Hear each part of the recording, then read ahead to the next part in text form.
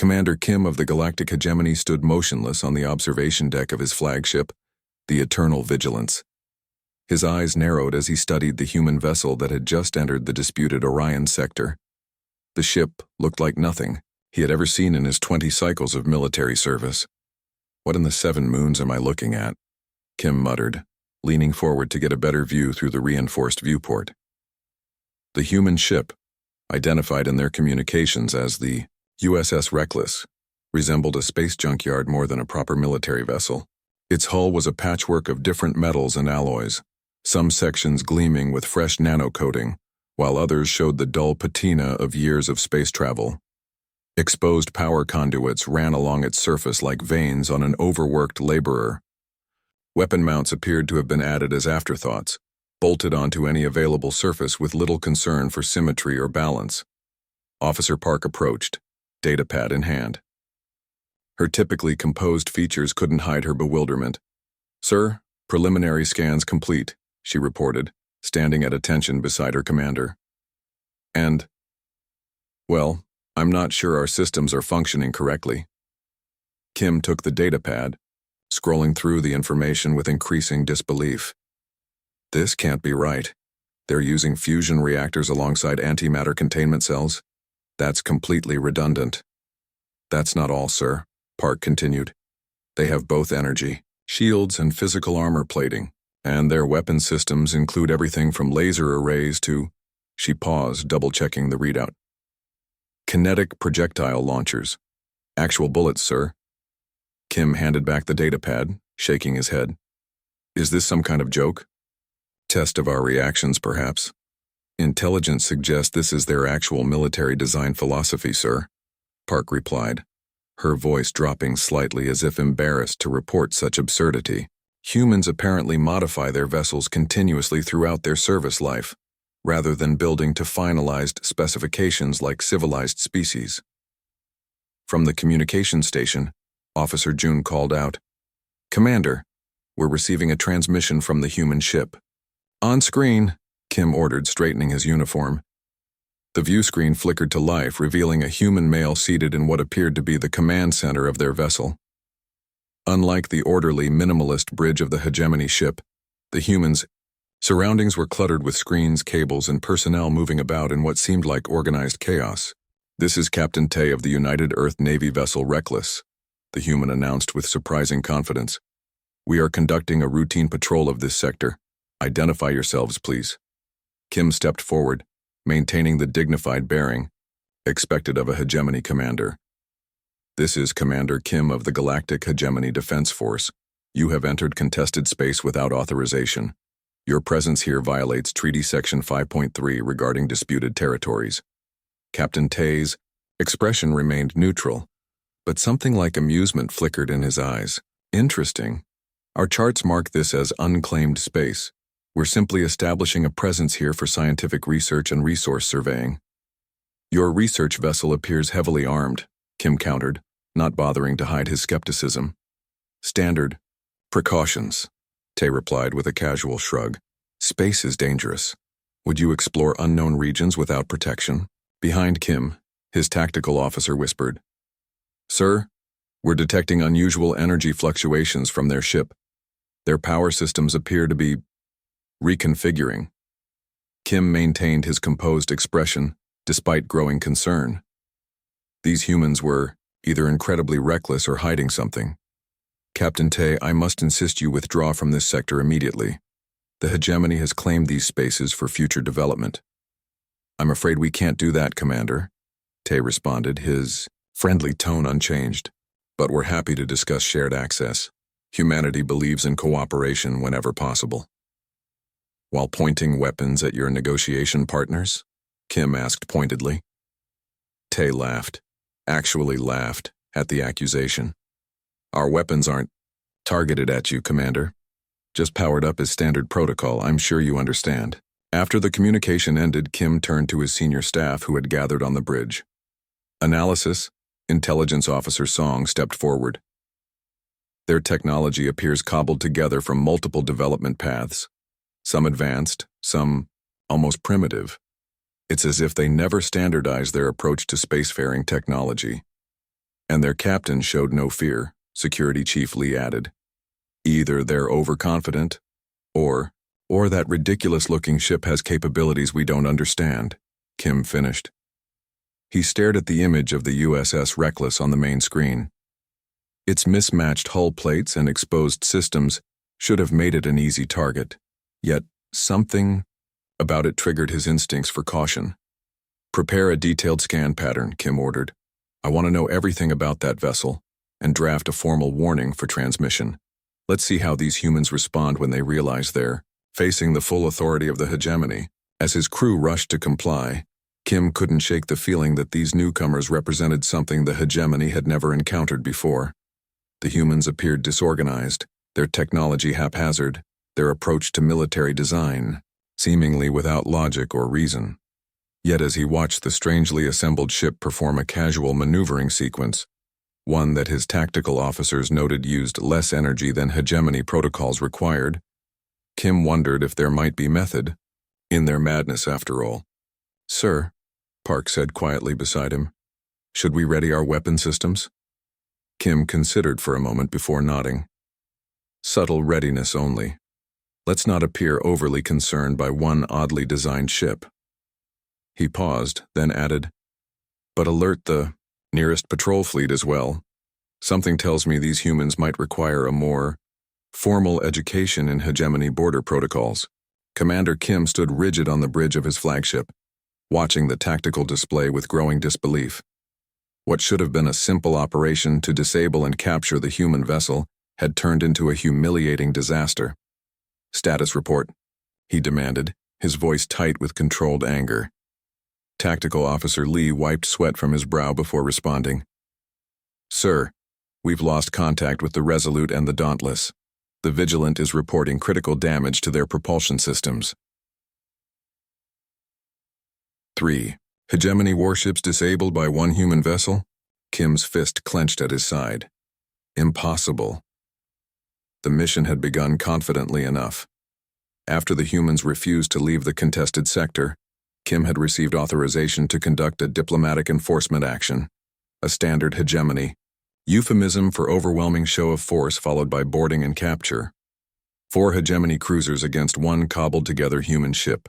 The outcome should have been certain. The main view screen showed the USS Reckless performing what could only be described as a chaotic dance through space. The ship moved in patterns no hegemony tactical computer could predict, seeming to defy the basic principles of inertia. How are they moving like that? Kim demanded. Engineer Choi looked up from his console, genuine amazement in his eyes.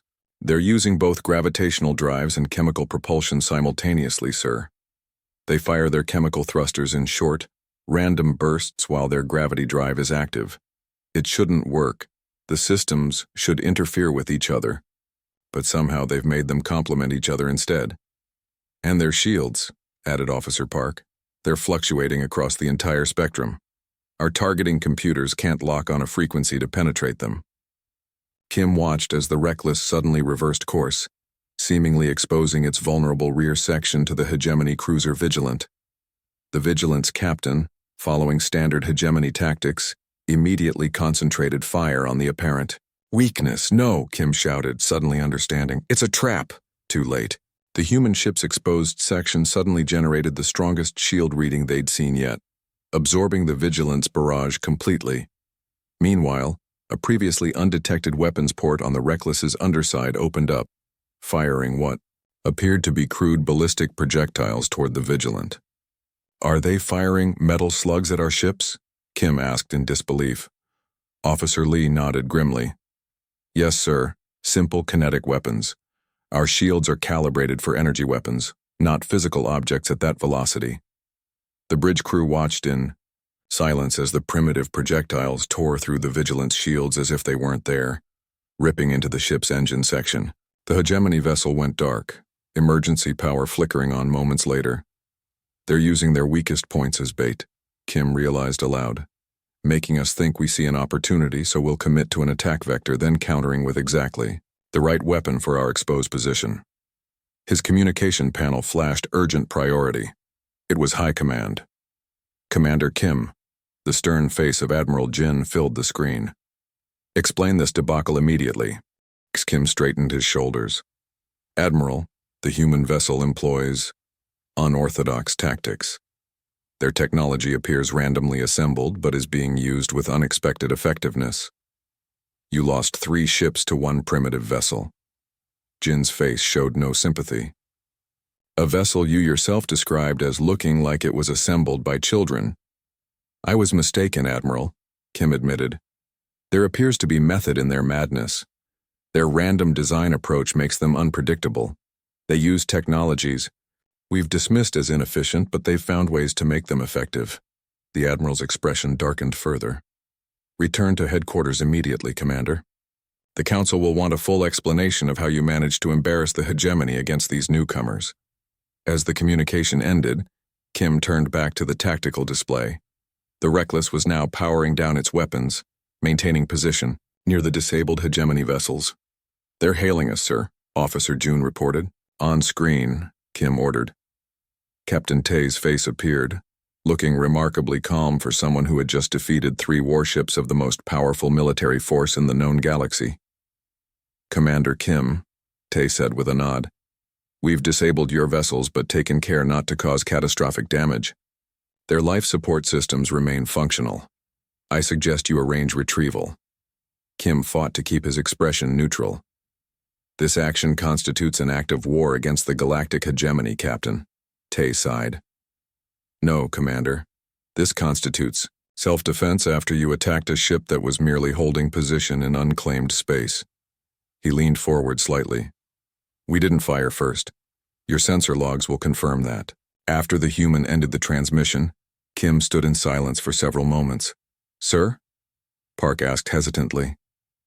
Your orders? Kim took a deep breath. Arrange rescue operations for our disabled ships, then set course for Hegemony Command. As his ship turned away from the battle site, Kim continued studying the sensor readings from the engagement. The human ship defied all logical design principles yet had proven devastatingly effective. Their weapons were a mix of advanced and primitive, their defenses similarly diverse. Where hegemony engineering sought perfect optimization of each system, the humans seemed to embrace intentional chaos. Send all tactical data to Analysis Division, Kim ordered. I want to understand exactly how they defeated us before I face the Council. Engineer Choi approached cautiously. Sir, I've been studying their power distribution network. It's brilliant in an unconventional way. They don't optimize for efficiency like we do. They optimize for adaptability. Their systems can reconfigure on the fly. Kim nodded slowly. That's why no 2 human ships are alike, isn't it? They're not building to specifications. They're building platforms designed to evolve. As the stars streaked by on their journey back to hegemony space, Kim couldn't shake the feeling that the galaxy had just become a much more dangerous place. The humans weren't just newcomers. They were innovators who didn't play by the established rules of interstellar warfare. And the hegemony, for all its power and discipline, had no idea how to fight an enemy that embraced chaos as strategy. The grand chamber of the Hegemony Council fell silent as Commander Kim finished his report. 12. Stern faces stared down at him from their elevated positions, their expressions ranging from disbelief to outright anger. So, Council Leader Bay finally spoke, her voice echoing in the cavernous room. You mean to tell us that 1 human vessel disabled 3 of our warships? Kim stood at attention, his uniform immaculate despite his recent disgrace. Yes, Council. Leader, their tactics were unexpected. Unexpected, repeated Admiral Jin with undisguised contempt. Is that the word we now use for humiliating defeat? Kim had spent the journey back preparing for this moment. He knew his career hung by a thread, but more importantly, he understood that the hegemony faced a threat they weren't prepared for. With respect, Admiral, we underestimated them, Kim replied. Their technology appears primitive at first glance, but their approach to warfare is unlike anything in our tactical databases. General Moon, the eldest council member, leaned forward. Explain this approach, Commander. Help us understand how these humans defeated our finest ships. Kim activated a holographic display showing the USS Reckless. Their vessels looked chaotic, because they are constantly evolving. Where we perfect a design and then mass produce it, humans build each ship as a platform for continuous modification. He highlighted various sections of the ship. These exposed conduits and modular weapons mounts aren't signs of poor engineering. They're intentionally designed for rapid battlefield adaptation. The council members exchanged glances as Kim continued his analysis. He showed battle footage, demonstrating how the human ship had used its apparently random design to lure hegemony vessels into predictable attack patterns, then counter with precisely the right defense and offense. Most concerning, Kim concluded, is that intelligence reports more human ships have entered the disputed sector, each with completely different configurations. The chamber erupted with voices until Council Leader Bay raised her hand for silence. "What do you propose, Commander Kim?" Kim straightened. "A full battle fleet, Council Leader, not to crush them, though we could, but to properly assess their capabilities before engaging in full-scale conflict." To his surprise, Bay nodded. "Very well. Admiral Jin, assign Commander Kim a battle group. Commander, you will return to the human-occupied sector and resolve this situation." 3 weeks later, Commander Kim, now Fleet Commander Kim, stood on the bridge of the new flagship Inevitable Victory, watching as his fleet of 27 warships maintained formation at the edge of the disputed sector. "Status report," he ordered. Intelligence Officer Song approached with a data pad. 17 human vessels detected, sir. Not a single matching design among them." Kim studied the display showing the human fleet. Song was right. Each ship looked completely different from the others. Some were small and appeared built entirely for speed. Others were massive and bristling with weapon systems. Several defied easy classification, their purpose not immediately apparent. "It's like they're experimenting in real time," Engineer Choi observed, joining them at the display. "Look at this one. It appears to have 3 different propulsion systems. And this one," Tactical Officer Lee added, "its entire hull seems to be one giant sensor array." Kim nodded slowly. "Now we understand why they refuse to withdraw. Each of these ships is a test platform. They're using this disputed sector as a live fire proving ground." "Sir?" Communications Officer June called out. "We're receiving a transmission from the human fleet." "On screen," Kim ordered. The face that appeared wasn't Captain Tay, but an older human with weathered features. "This is Admiral Yu of the United Earth Navy. I understand you've had some disagreements with one of my captains." Kim maintained his composure. "Your vessels have illegally entered territory claimed by the Galactic Hegemony, Admiral. We've assembled this fleet to ensure your compliance with our directive to withdraw." Admiral Yu smiled slightly. 27 ships against 17? That seems excessive for a diplomatic escort. "We've learned not to underestimate your vessels, Admiral," Kim replied evenly. Yu nodded. "Wise. However, withdrawal isn't an option. This sector wasn't claimed by any civilization when we arrived. We've established research outposts on 2 planets already." Kim hadn't been informed about any outposts. He glanced at Officer Song, who nodded confirmation. "Nevertheless," Kim continued, "the Hegemony Council has authorized me to secure this sector by any means necessary." "I understand," Yu replied, his expression growing serious. "Then I suggest we both take some time to consider our options before irreversible actions are taken." 24 hours? After the communication ended, Kim gathered his command staff. "Opinions?" "It's a delay tactic," Security Chief Ho said immediately. "They're waiting for reinforcements." "Or giving us time to reconsider," Officer Park suggested. "They must know they're outnumbered." Kim studied the tactical display again. "Numbers may not matter. Look at the diversity of their fleet. Each ship likely has different capabilities, different strengths. Our ships are virtually identical, perfected for standard combat scenarios. Which means they can predict our tactics," Lee realized.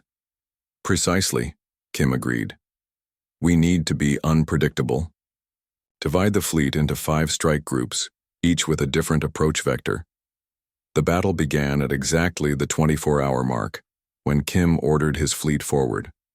The human ships immediately scattered, breaking into smaller groups, instead of forming a defensive line as hegemony doctrine would dictate. "They're dividing our forces," Lee observed as the tactical display showed human vessels leading hegemony ships on diverging courses. Kim watched as one particularly small, fast human ship drew 3 of his cruisers away from the main group.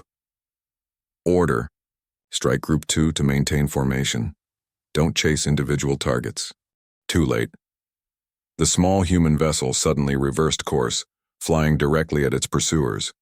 Before the hegemony ships could react, it launched what appeared to be self-propelled mining charges, crude but effective against military vessels not expecting such weapons.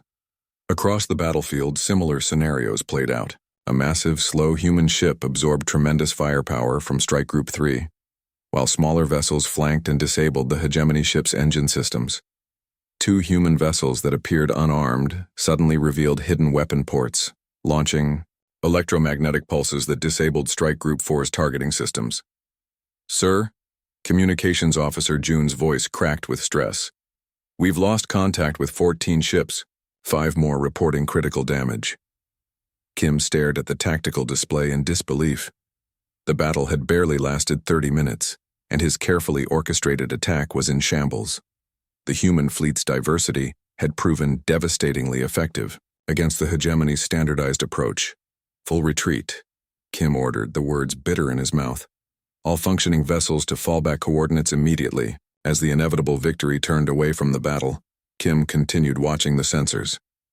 The human ships weren't pursuing. They were regrouping, some appearing to perform repairs in the open.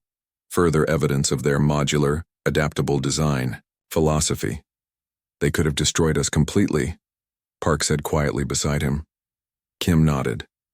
"But they didn't, because destruction isn't their goal." He stared at the retreating dots on his display that represented the remnants of his once proud fleet. "Understanding us is." The realization sent a chill through him. The humans weren't just fighting. They were learning, adapting, evolving their tactics with every engagement. And the hegemony, for all its power and historical dominance, was being outpaced by what had initially appeared to be the stupidest warships he'd ever seen. Commander Kim regained consciousness slowly, the sterile smell of a medical facility filling his nostrils. His head throbbed, and when he tried to move, he discovered his arm was bandaged. The last thing he remembered was the bridge of the inevitable victory erupting in sparks as a human weapon struck their command center. "Ah, you're awake," a voice said in perfectly accented hegemony standard. "How are you feeling, Commander?" Kim blinked, focusing on the figure beside his bed. A human woman in what appeared to be a military uniform stood watching him with curious eyes. "Where am I?" Kim asked, his throat dry. "Medical Bay of the UEN Adaptation, flagship of the United Earth Navy's 4th Experimental Fleet," she replied, offering him a cup of water. "I'm Dr. Jin. Your injuries weren't serious: concussion, minor burns, fractured ulna. Nothing our medical tech couldn't handle." Kim drank slowly, his mind racing. He was a prisoner on a human vessel. The battle, his second humiliating defeat, at human hands came flooding back. "My crew?" he asked. "All survivors have been treated and are being housed in our guest quarters," Dr. Jin answered. "We don't believe in prisoner of war camps, Commander." Before Kim could respond, the door slid open and a tall human male entered. Unlike the doctor's crisp uniform, this man wore what appeared to be a hodgepodge of different uniform elements. Acre, formal jacket with casual pants, rank insignias that didn't match, and boots that looked more suited to ground combat than shipboard wear. "Captain Han, United Earth Navy," the man introduced himself with a slight bow. "Good to see you recovering. Commander Kim." Kim studied his captor carefully. "Your ship destroyed my fleet." Han shook his head. "Disabled, not destroyed. We don't believe in unnecessary casualties. Your surviving vessels retreated safely, and we collected everyone we could from the damaged ships." "Why?" Kim asked bluntly. "Because that's what humans do," Han replied simply. Then he smiled. "But I suspect you're asking about more than just our rescue operations. You want to know why our stupid ships, as your initial reports called them, defeated the mighty hegemony twice now." Kim didn't deny it. Your technology makes no sense. Your tactics defy all established military doctrine. Your ships look like they were designed by children playing with building blocks. Yet you've defeated the most powerful military force in the galaxy, twice. Captain Han laughed, a genuine warm sound that surprised Kim. I'd like to show you something, Commander. Can you walk? With Dr. Jin's assistance, Kim rose from the bed. His legs were unsteady, but he refused to show weakness before his captor. Han led them through corridors that confirmed Kim's initial impression of human ships: exposed conduits, panels removed to reveal complex systems, crew members making adjustments to equipment that on hegemony vessels would have been sealed behind access panels. Your entire ship is under construction, Kim observed. Always, Han agreed cheerfully. That's the point. They entered what appeared to be the engineering section, where dozens of crew members worked on various systems. Some were disassembling components while others installed new ones. The organized chaos was unlike anything Kim had seen on a military vessel. You think our ships are stupid? Han said, stopping before a large view screen showing schematics of various human vessels. Inefficient would be the diplomatic term, I suppose. Kim didn't deny it. By any standard engineering principles, they are, Han laughed again. By hegemony standards, certainly. But that's because we approach spacefaring from fundamentally different perspectives. He gestured around the busy engine room. This isn't disorder, Commander. This is evolution in action. Young engineer approached with a datapad, which Han reviewed quickly before authorizing with a thumbprint. Propulsion modification approved. Test it during the next shift. After the engineer left, Han turned back to Kim. When humanity first reached for the stars, Earth was running out of resources. We didn't have the luxury of building perfect ships. We cobbled together what we could from whatever we had available. Necessity, Kim acknowledged. But that doesn't explain why you still build this way. Your species clearly has the technology for more elegant solutions now. Han's eyes lit up. That's the beautiful part. What started as necessity evolved into philosophy. We discovered something profound through our makeshift beginnings. Standardization creates predictability. Predictability gets you killed in combat. He led Kim to another section of the engineering bay where a weapon system was being completely reconfigured. This energy cannon failed to penetrate your flagship's shields during the battle, Han explained. So we're modifying it based on the data we collected. By the next engagement, it will be effective against hegemony shields. Kim stared at the weapon in disbelief. You're rebuilding your weapons during a military campaign? Of course, Han replied as if it were the most natural thing in the world. Every engagement is a learning opportunity. Every failure is data.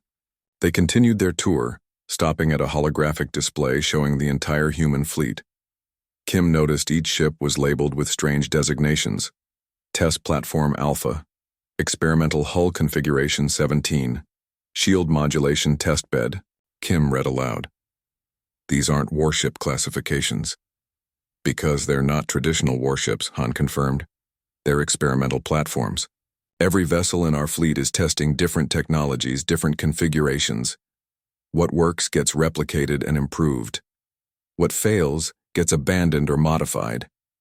Kim felt a cold realization wash over him. Your entire fleet is one giant research and development project.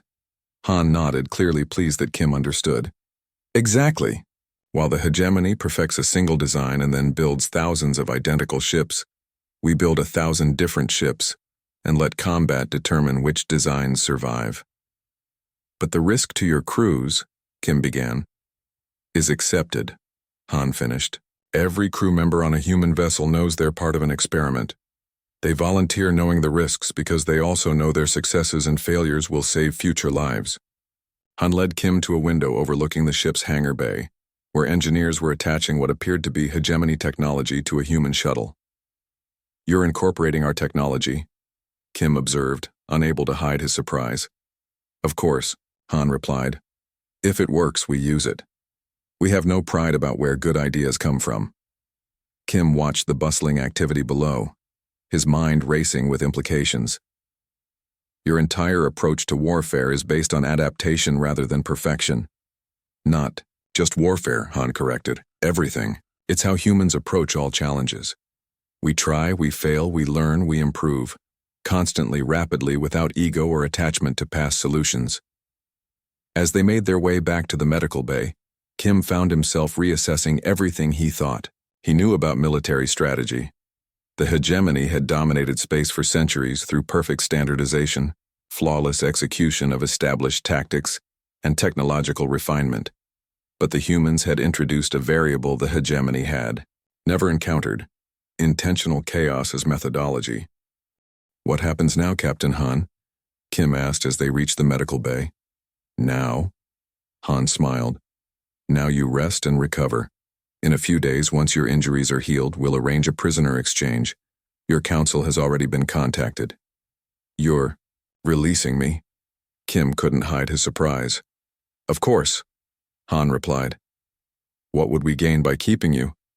Besides," his smile widened, "I think you'll be much more valuable to us back with your people, explaining what you've learned about human ships." As Han turned to leave, Kim called after him. "They won't believe me, you know. The council will think I've been compromised or that I'm making excuses for my failures." Han paused at the doorway. "Perhaps, but some will listen, and doubt will creep in. And that, Commander Kim, is how change begins, with a small crack in absolute certainty." After Han left, Kim lay back on his bed, staring at the ceiling of the human medical bay. The hegemony had always believed its greatest strength was its uniformity, its adherence to proven methods, its rejection of wasteful experimentation. Now, he understood that what had looked like the stupidest warships he'd ever seen were actually the most brilliant, not despite their chaotic appearance, but because of it. The grand chamber of the Hegemony Council was deathly silent as commander. Kim finished presenting his report. He stood at attention, back straight despite the lingering pain from his injuries, and waited for the inevitable storm of objections. Council Leader Bay broke the silence, her voice cold. "Let me understand this clearly, Commander. You are suggesting we completely restructure our military doctrine based on your observations while in human captivity?" "I am suggesting we learn from them, Council Leader," Kim replied carefully. "Their approach to warfare is unlike anything we've encountered in 8 centuries of hegemony dominance." Admiral Zhou scoffed, openly. "What you're describing isn't military strategy. It's chaos. Undisciplined, wasteful chaos." Kim had expected this reaction. After his return through a prisoner exchange 3 weeks ago, he'd been subjected to extensive debriefings and psychological evaluations. Most officers believed he had been compromised by the humans, perhaps through subtle mind manipulation, techniques, or simple Stockholm Syndrome. No one wanted to believe the truth, that the mighty hegemony had been defeated by a fundamentally superior approach to warfare. "With respect, Admiral," Kim countered, "what appears chaotic is actually rapid adaptation. While we perfect a single design over decades, the humans perfect the process of evolution itself. They learn and implement changes faster than any species we've encountered." General Moon, who had remained silent throughout the presentation, finally spoke. "Commander Kim's observations align with our intelligence reports. Human technology does appear to advance at an accelerated rate compared to other species. Even if that's true," another council member argued, "we can't simply abandon centuries of proven military doctrine." Kim activated a holographic display, showing a modified hegemony cruiser design. "I'm not suggesting abandonment, but adaptation. This prototype incorporates modular weapon mounts and exposed maintenance corridors similar to human designs. It sacrifices 12% efficiency for a 58% increase in battlefield adaptability." The council members studied the design with various expressions of distaste and skepticism. To the hegemony, whose entire civilization was built on principles of elegant efficiency and perfect standardization, the modified ship looked crude, almost offensive. "This is what you propose we build?" Council Leader Bay asked, her tone making her opinion clear. "This is what I propose we test," Kim clarified. "Alongside our traditional designs, let combat determine which approach is superior." Admiral Zhou, rose from his seat. This meeting has gone on long enough. Commander Kim has clearly been influenced by his time among the humans. I move that he be relieved of duty pending further psychological evaluation. Before the council could vote, an aide rushed into the chamber, a shocking breach of protocol that turned all heads. "Forgive the interruption," the aide said breathlessly. "But long-range sensors have detected a massive human fleet entering hegemony space. They're on direct course for the capital system." The chamber erupted in voices, until Council Leader Bay slammed her hand down. "How many vessels?"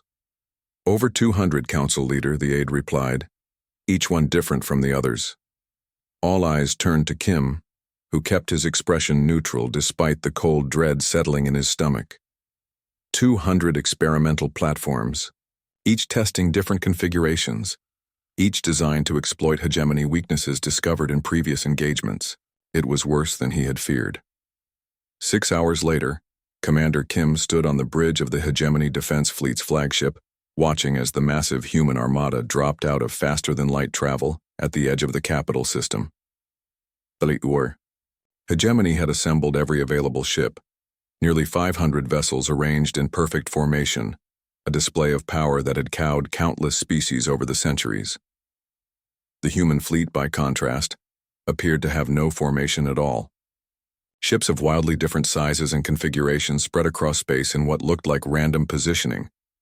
"They're hailing us," Communications Officer June reported. On screen, Admiral Jin ordered from his command chair.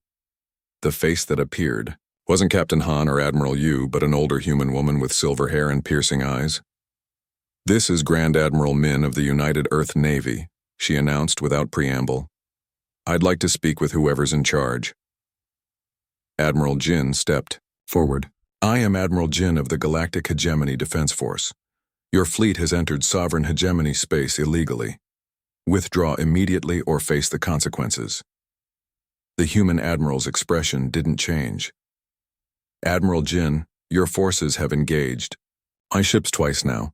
Both times you were defeated. I suggest you consider your next words carefully." Jin's face darkened with anger, but Council Leader Bay stepped into view. "I am Council Leader Bay, Supreme Authority of the Galactic Hegemony," she said formally. "State your purpose, Admiral Min." "My purpose is to end this conflict before it escalates further," Min replied. "The hegemony has dominated this region of space for centuries through technological superiority and overwhelming force. That era is over." Bay's expression remained impassive. "Is this a declaration of war?"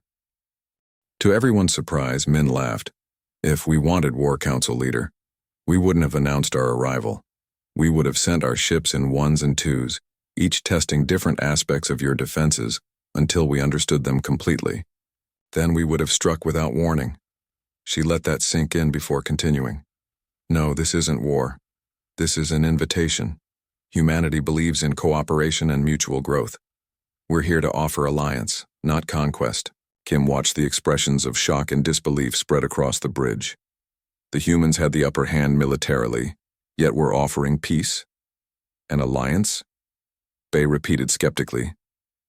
"After you violated our territory and attacked our ships." "After. We defended ourselves when attacked in neutral space," Min corrected firmly. "But yes, an alliance. Humanity has much to offer the hegemony, and we believe you have much to offer us." The bridge fell silent as Bay considered this. Finally, she asked, "What terms do you propose?" "Equal exchange of technology and scientific knowledge, mutual defense agreements, open borders for trade, and—" Min paused, her eyes finding Kim in the background. "A joint military development program where our different approaches might benefit from each other." 5 years later, Kim stood in the observation deck of the Harmony, the first joint human hegemony-designed vessel. Below him, in the space dock, construction teams from both species worked together, installing systems that represented the best of both worlds. "Quite a sight, isn't it?" a familiar voice said behind him. Kim turned to see Captain Han, now Admiral Han, approaching with a smile. "I never thought I'd see it happen this quickly," Kim admitted. Han joined him at the viewport. "Humans adapt quickly. So do the hegemony when they allow themselves to. The ship below was neither purely human nor purely hegemony in design. It had the elegant lines and efficiency of hegemony engineering combined with the exposed access points and modular systems of human vessels. Most importantly, it was unique, the first of its kind, not a mass-produced copy. The Council was furious with me at first, Kim said, remembering those difficult early days. They thought I'd betrayed them by advocating for human methods. And now? Han asked. Kim smiled slightly. Now I'm the head of the Joint Evolution program. The Council has embraced the human philosophy of fail fast, learn faster, more enthusiastically than anyone expected. Indeed, the changes throughout hegemony society had been profound. The initial military cooperation had expanded to other fields: medicine, agriculture, art. The hegemony's drive for perfection, combined with humanity's embrace of experimentation, had created a renaissance of innovation throughout known space. I've always wondered, Kim said, turning to face Han directly. That day when your fleet arrived at our capital, you could have conquered us. Why didn't you? Han's expression grew serious. Because conquest isn't evolution, Kim. It's stagnation. The conqueror stops adapting because they no longer need to. The conquered stop innovating because they're not allowed to. Both species would have suffered. He gestured to the ship below. This, cooperation, competition, challenge, this drives growth. Your perfect standardization, our chaotic experimentation, both approaches have value. Kim nodded slowly. The stupidest warship I ever saw turned out to be the most brilliant after all. Han laughed, clapping him on the shoulder. And your perfectly engineered vessels turned out to have plenty to teach us about efficiency and precision. Together they watched as a work crew installed a weapon system on the Harmony, a hegemony design modified with human adaptability features. You know what the best part is? Han said thoughtfully. Neither of our civilizations will ever grow complacent again. We'll keep challenging each other, pushing each other forward. Kim smiled, remembering his initial disgust at the seemingly haphazard human vessels. How wrong he had been. What had looked like stupidity was actually the highest form of intelligence, the willingness to experiment, to fail, to learn, and to evolve. As other species throughout the galaxy observed the unprecedented alliance between the orderly hegemony and the chaotic humans, many predicted disaster. Instead, they witnessed revolution, not of conquest but of thought. Old certainties fell away as the combined human hegemony fleets explored new regions of space, each vessel unique, each encounter an opportunity to grow stronger. And at the heart of this revolution was a simple truth that Commander Kim had learned aboard a ship he once thought was the stupidest he'd ever seen. Perfection isn't a destination, but a journey. And the fastest path forward embraces both order and chaos in equal measure.